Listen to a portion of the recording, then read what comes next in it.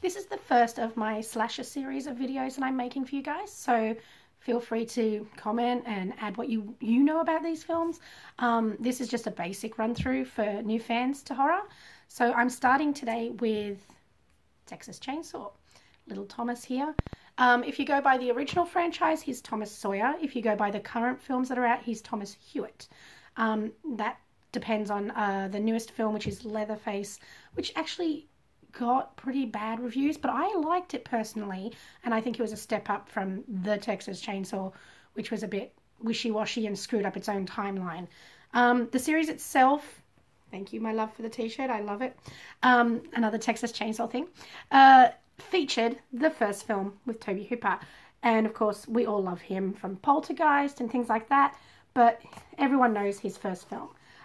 This one had the great Gunnar Hansen in it, and it had Marilyn Burns and all those amazing people who we have lost along the way, but it also featured the first sighting of Leatherface, so our little masked friend here with his chainsaw. From the 70s it evolved into the 80s with the gruesome edition of the second film, which has Dennis Hopper in it. Now this one had Bill Moseley and a few others in it that were quite comical and quite fun to watch, but it also still had the gore factor, so it was very much fun to have this film come out. In 1990 we got the strange but enjoyable Leatherface. Oops, sorry about a bit of glare there on the window. This one had Viggo Mortensen, yes, of the Lord of the Rings, in it, and it features a child who could possibly be Leatherface's own daughter. You have to watch it to find out. Then following that, we had the teen romp, still produced by Kim Hinkle, who helped with the original, and pretty much everything since. This one had Renee Zellweger and Matthew McConaughey, and it was a very good teen prom romp with, you know, some cross-dressing Leatherface moments, as you can see on the cover there. He's a bit of a drag queen. I don't know who came up with that idea. But it wasn't until around 2003, 2004 that the remake came out with Jessica Biel, which was amazing. I don't care what people say.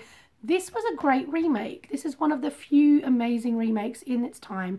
It had some cheesy factors to it, but, you know, Ali Emery, Jessica Biel, they really pulled it off well. And some of the features on this one especially, like my favourite features to do with some films, I'm not a big fan of watching the extras. I'll admit that. I love gag reels for horror movies.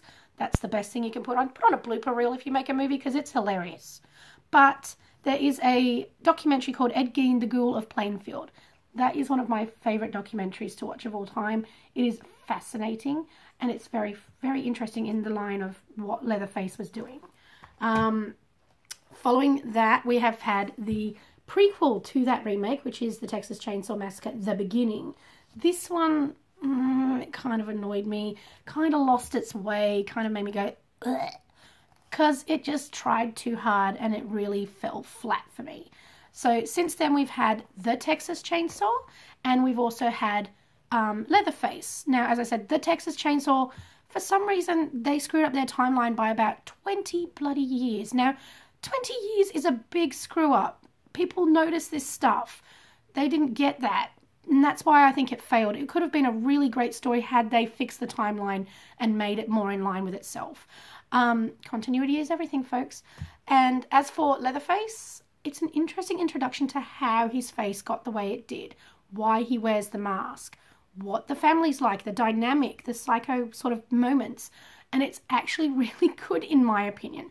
I know I'm going to get a lot of hate and people going, no, it sucked ass, oh, blah, blah, blah. It's fine. That's your opinion. That's mine. I think it was a good film. Okay, thanks guys.